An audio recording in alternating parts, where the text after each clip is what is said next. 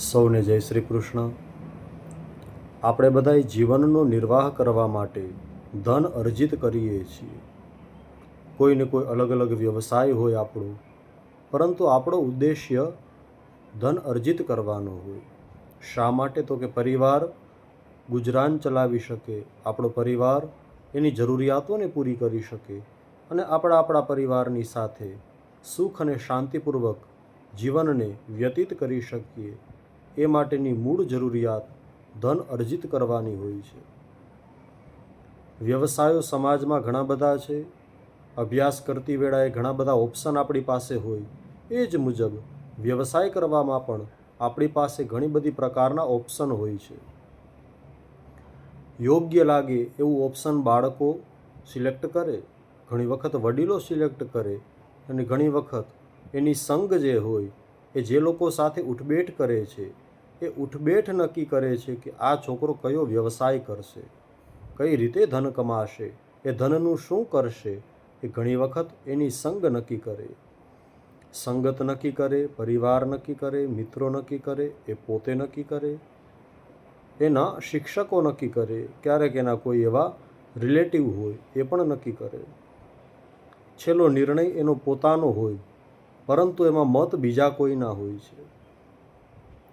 તો આપણે જ્યારે વ્યવસાય કરતા હોય અથવા તો વ્યવસાય કરવાનું પ્રારંભ કરીએ તો એની પહેલાં ઘણા લોકોની સલાહ લેવી જોઈએ, ઘણા બધા લોકોની સાથે આપણે ચર્ચાઓ કરવી, ઘણા બધા લોકોનો અનુભવ લેવો। કારણ કે કોઈ પણ બિઝનેસ હોય, આપણને પૈસામાં તો બેનિફિટ મળવો જ જોઈએ, પરંતુ મૂળ વાત એ છે કે એ બિઝનેસ દ્વારા, એ ધંધા દ્વારા, એ નોકરી, એ વ્યવસાય દ્વારા આપણને, આપણા પરિવારને નીતિપૂર્વકનું જ ધન પ્રાપ્ત થાય, એ બહુ મોટી વાત અને બહુ મુખ્ય વાત છે। વ્યવસાય સમાજમાં ઘણી બધી પ્રકારના છે, પણ કોઈ વ્યવસાય એવો પણ હોય કે જેમાં અનીતિનું ધન બહુ વધારે આવતું હોય, તો તે ધન ન એ માણસને પોતાને સુખી કરે, ન એના પરિવારને સુખી કરે। જેની સાથે ધન કમાય છે ન તો એ લોકો સુખી થાય, જેના દ્વારા ધન કમાય છે એ લોકો પણ એનાથીને સુખી ન થઈ શકે। તો જ્યારે વ્યવસાય કરીએ ત્યારે એ વાતને ખાસ યાદ રાખીએ, આપણે જ્યારે વ્યવસાય કરીએ છીએ તો આપણે કોઈકને કોઈક લોકોની મદદ પણ કરીએ છીએ અને કોઈને કોઈ લોકો આપણા કારણે એના પરિવારને રોટલો મળે છે, આપણા કારણે કોઈનો વ્યવસાય ચાલે છે અથવા તો કોઈ દ્વારા આપણો વ્યવસાય ચાલે છે। પરંતુ મારો વ્યવસાય એવો તો ન જ હોવો જોઈએ કે મારા કારણે કોઈ ગરીબને હું લૂંટી લઉં, કોઈ એવા વ્યક્તિને દુઃખ મળે કે જે દુઃખનો આમાં અધિકારી હતો જ નહીં। એટલે કોઈ જગ્યાએ અનીતિ ન થઈ જાય, કોઈ જગ્યાએ ભ્રષ્ટાચાર ન થઈ જાય, કોઈ જગ્યાએ ખોટું ન થઈ જાય, એનું ખાસ ધ્યાન રાખવું પડે। આ મુદ્દાઓ બહુ સરળતાથી આપણે સમજી રહ્યા છીએ અત્યારે, બાકી એને વિસ્તારથી અને સમજવા માટે બધા બહુ સમજદાર છો, તરત જ સમજી લેશો કે કઈ કઈ જગ્યાએની વાત છે, કયા કયા એવા વ્યવસાયો છે, કઈ કઈ જગ્યાએ એવા ભ્રષ્ટાચારો થાય છે।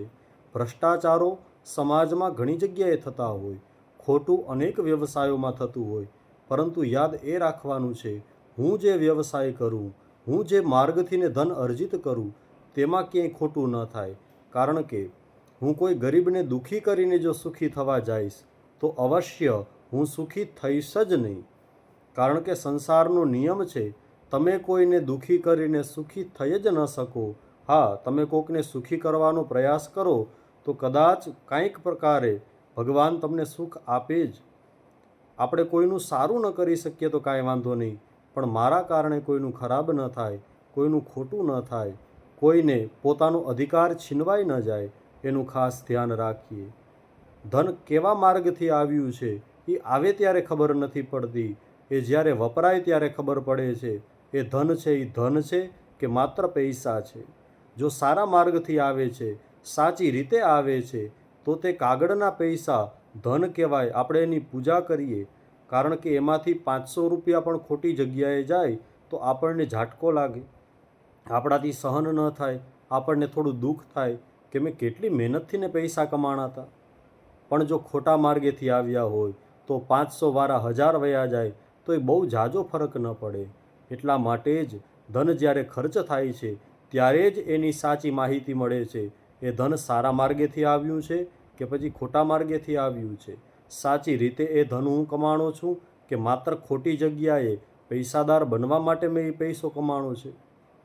આ જમાનામાં બધાને પૈસો જોઈએ જ છે, બધાને રૂપિયા જોતા જ હોય છે અને ગણતરી રાખવી જ પડે ભાઈ. પૈસાદાર તો બધાને થવું જ છે અને થવું જ જોઈએ. પરંતુ એક જ સૂત્ર, હું કોઈને દુઃખી કરીને સુખી થાઉં એવું મારે કરવું જ નથી. એટલા માટે નીતિપૂર્વકનું આપણે ધન અર્જિત કરીએ. અવશ્ય ભલે થોડું હશે પણ મોજથી એ ધનને તમે ભોગવી શકશો.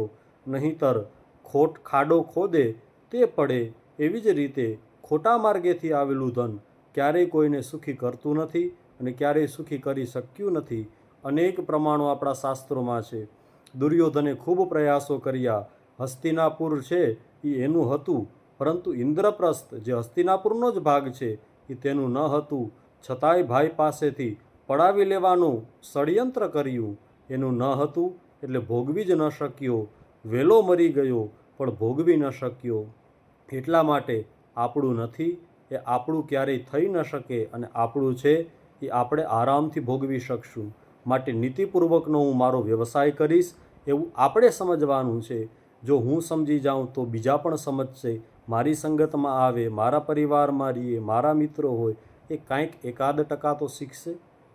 એટલે આપણે એટલું યાદ રાખીએ, નીતિપૂર્વકનો વ્યવસાય કરીએ, ધન કમાય, પરંતુ એવી રીતે કે હું કોઈને સુખી કરીને જ સુખી થઈશ. મારા કારણે કોઈ ગરીબ લૂંટાઈ ન જાય, મારા કારણે કોઈ વ્યક્તિને દુઃખ ન પડે. બસ આટલું યાદ રાખીએ.